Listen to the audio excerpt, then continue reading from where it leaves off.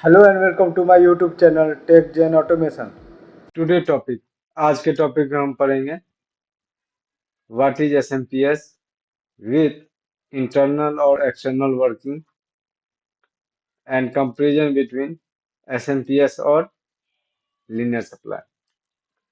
First of all पहले जानेंगे SMPS का फुल फॉर्म क्या होता है। तो होता है स्विचिंग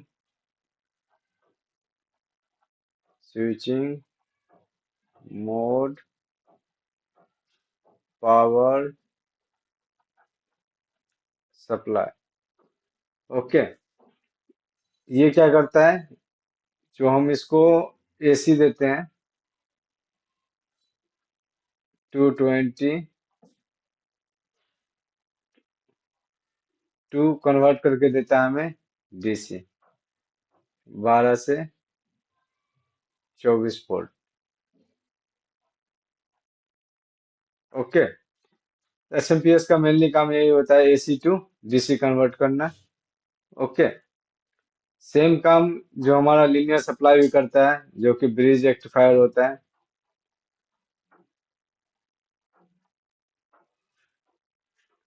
जिसमें हम एक वोल्टेज रेगुलेटर लगा देते हैं, जिसे हम थायरिस्टर भी बोलते हैं।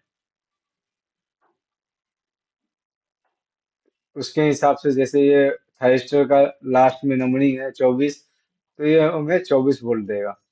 ओके, ये डिपेंड करता है इसके नंबर पे, यानी जो हम थाइस्टर लगाएंगे उसके अकॉर्डिंग हमें आउटपुट मिलेगा।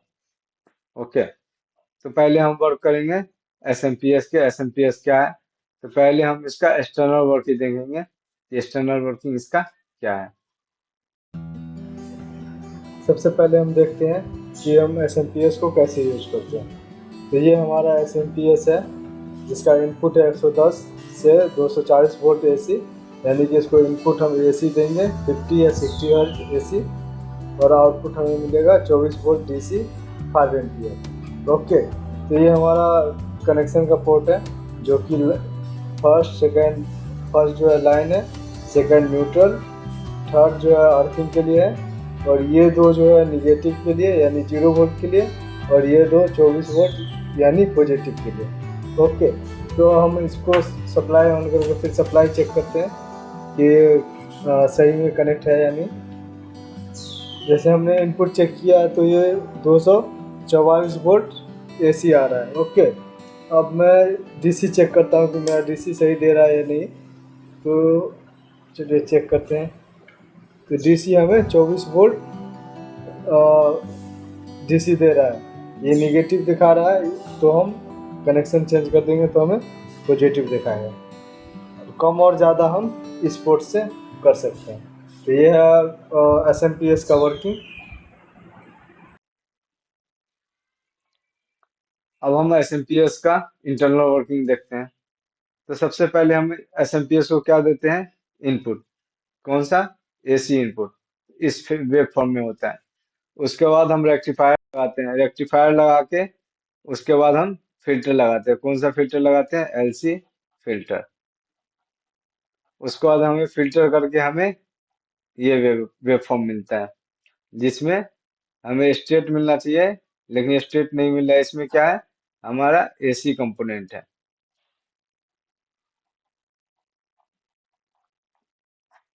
एसी कंपोनेंट है। तो इसको हम रेक्टिफाई करने के लिए हम लोग क्या करते हैं, इसको स्विचिंग करते हैं। स्विचिंग कैसे करते हैं, चॉपर के थ्रू। ये क्या करता है, 10 to 50 किलो हर्ट्ज, यानी इतना के स्पीड में ये ऑन ऑफ करता है। ऑन ऑफ करने के बाद ये वेव फॉर्म ऐसा बनता है, यानी कि अगर 0 है तो ये 1, यानी एक सेकंड में 10 से 50 किलो हर्ट्ज इतना बार ऑन ऑफ होता है। उसके बाद ये वो वेव फॉर्म मिला। अब क्या है, ये एसी टू डीसी तो कन्वर्ट कर दिया। ओके, अब क्या है, इसको और मॉडिफाई करता है, यानी डीसी को ही इस वेव फॉर्म में चेंज, स्क्वायर वेव फॉर्म में चेंज करते हैं। उसके बाद हम लगाते हैं पावर ट्रांसफार्मर। पावर ट्रांसफार्मर के बाद हमें क्या होता है, जो डीसी है उसको और रेक्टिफाई करते हैं। उसके बाद हमें फिर एक रेक्टिफायर लगाते हैं, जो कि सेम वही होता है, ब्रिज रेक्टिफायर। ओके। उसके बाद फिर फिल्टर लगाते हैं, एलसी फिल्टर। उसके बाद हमें स्मूथ डीसी आउटपुट मिलता है। क्या मिलता है? स्मूथ डीसी आउटपुट मिलता है, जो कि कांस्टेंट होता है। ये 90% इफिशियंट होता है।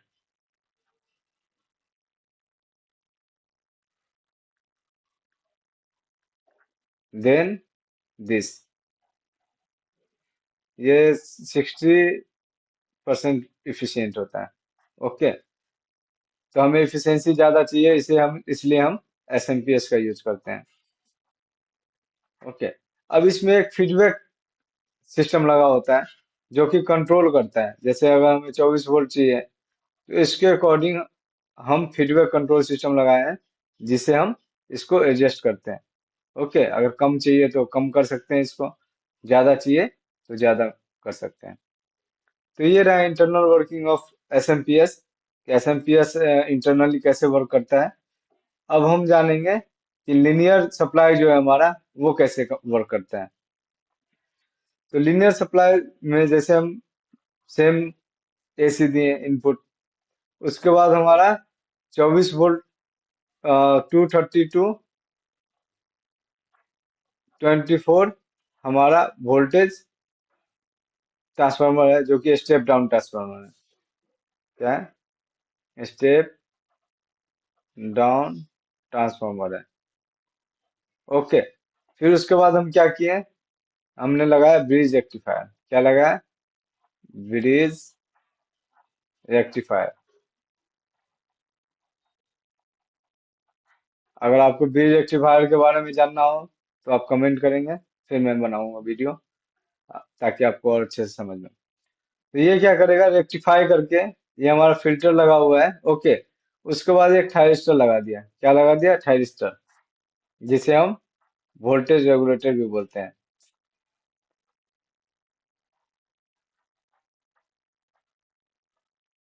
ओके। अब क्या है कि ये हमें फाइनली दे देगा 24 वोल्ट डीसी। ओके। अब हम देखेंगे कि दोनों में डिफरेंस क्या है। यानी कि ये भी हमें कितना मिल रहा है? 24 वोल्ट डीसी दे रहा है, और हमारा एसएमपीएस भी 24 वोल्ट डीसी दे रहा है। ओके। तो हम दोनों में से किसी किसी को भी यूज कर सकते हैं, ये तो हम पे डिपेंड है। बट ऐसा नहीं है। आइए दोनों में हम कंपैरिजन करके देखते हैं।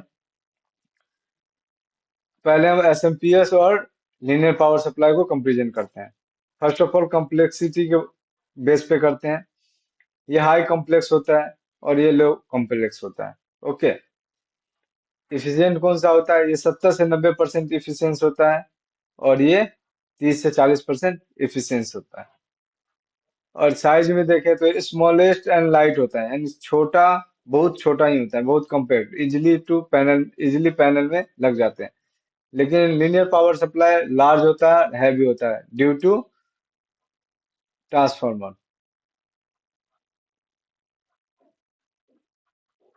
ओके। क्योंकि हमारा फ्रीक्वेंसी 50 हर्ज होता है। बट इसमें क्या है कि ट्रांसफार्मर का साइज छोटा होता है, साइज स्मॉल होता है। इसके कारण जो है, जो पावर सप्लाई है हमारा, वो कॉम्पैक्ट होता है, छोटा होता है। ओके। इसमें हाई फ्रीक्वेंसी होता है।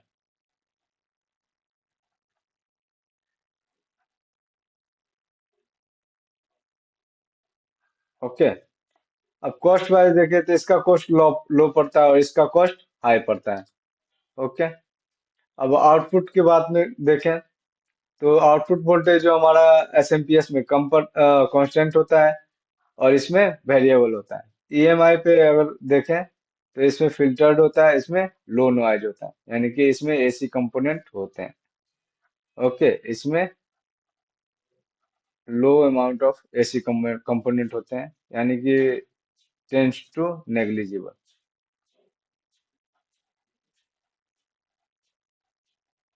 ओके। तो आपको अच्छे से समझ में आया होगा एसएमपीएस क्या होता है, लीनियर सप्लाई क्या होता है, हम एसएमपीएस ही क्यों यूज करते हैं, लीनियर सप्लाई क्यों नहीं यूज करते हैं। अगर आपको इसमें कोई भी डाउट्स है तो आप कमेंट करके बता सकते हैं, ताकि आपको और अच्छे से फिर से समझा सकूं। Thank you. अगर आप चाहते हो पीएलसी और ऑटोमेशन से रिलेटेड वीडियो ऐसी ही सीरीज में मिलते रहें, तो हमारे चैनल टेक जेन ऑटोमेशन को सब्सक्राइब करो, लाइक करो और शेयर करो। Thank you.